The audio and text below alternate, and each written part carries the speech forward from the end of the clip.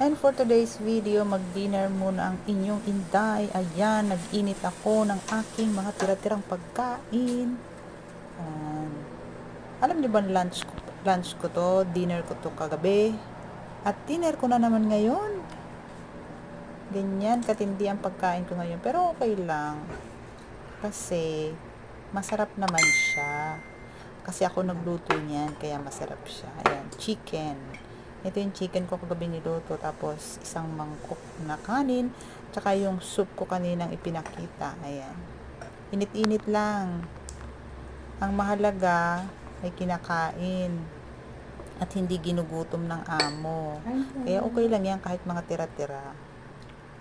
Ayan, may lasa din naman. Ayan yung aking soup kagabi na niluto. Cabbage soup na may giniling. Busog. Ubus na. Bye-bye!